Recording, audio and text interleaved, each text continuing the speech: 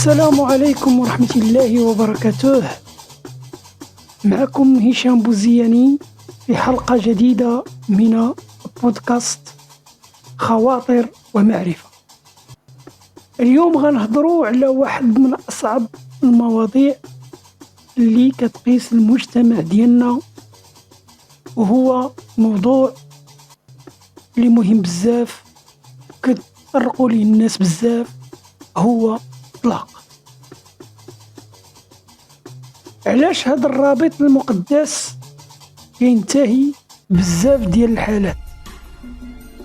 واش كاينين علامات نقدروا نفهموا قبل ما يفوت الفوت؟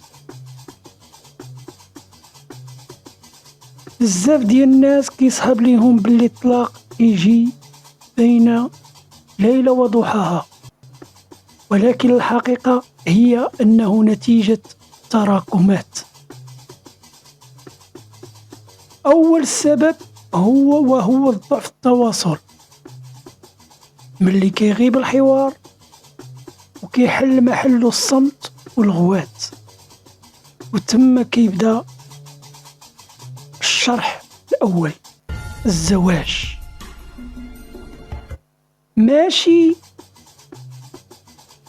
غير دير الدار والدراري، هو القدرة على الاستماع وفهم المشاعر الطرف الآخر. ثانيا، ضغوطات المادية والاجتماعية. الواقع كيقصح، وملي كيتزاد التوتر المادي مع التدخلات العائلة كيبدا الصبر كيتقاضى وكل شيء كيتغير، وهنا فين كنحتاجوا العلاقات المرونة والتفاهم باش السفينة ما تغرقش. هنا خص العائلة وخص الزوج والزوجة كذلك ينظروا للمشكل، ويقدر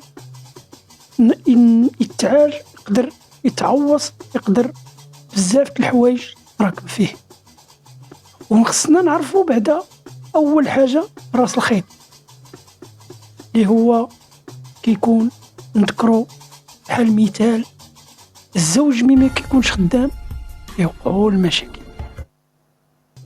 الزوج ملي كيكون مغلوب على امره يوقعوا المشاكل،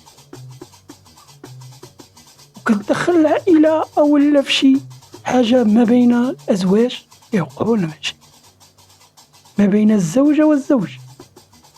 هنا يكون الطلاق ماشي نهاية العالم، ولكن فهم الأسباب ديالو هو أول خطوة باش نبنيو العلاقات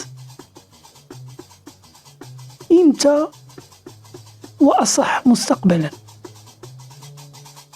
هذه الحلقة تكون عطاتكم واحد الزاوية جديدة باش تشوفوا كيفاش تعالجوا الأمور، وكيفاش تكونوا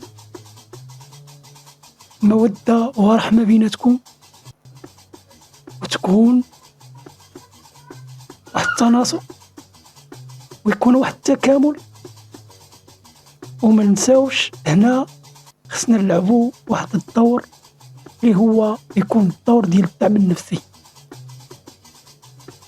مش حامل واحد تصيد، ومش حامل واحد تهرس، ومش حامل واحد تكرفص بسبب الطلاق، بسبب الدمار. الزوج والزوجة ما كيفكروش في هذيك اللحظة في الأولاد تشرد، كيفكروا غير امتى ينفصلوا. هنا كيكون الدمار ماشي للأزواج، ولكن يكون الدمار للأولاد. وهنا واحد العوامل اللي هي كتكون محطة بنا، اللي هي الابتعاد عن الآخر. هنا ممكن في واحد غيضر فينا أو لا غيتهلك،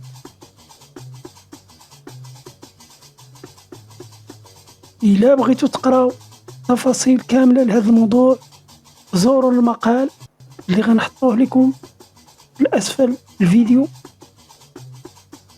أو لا نحطو لكم في المدونة ديالي إن شاء الله، غنحطو لكم الرابط. كنت معكم أنا هشام بوزياني، هلاو في راسكم وفي القلوب اللي معكم، ونلقاكم في الحلقة الجاية إن شاء الله، ودمتم في رعاية الله.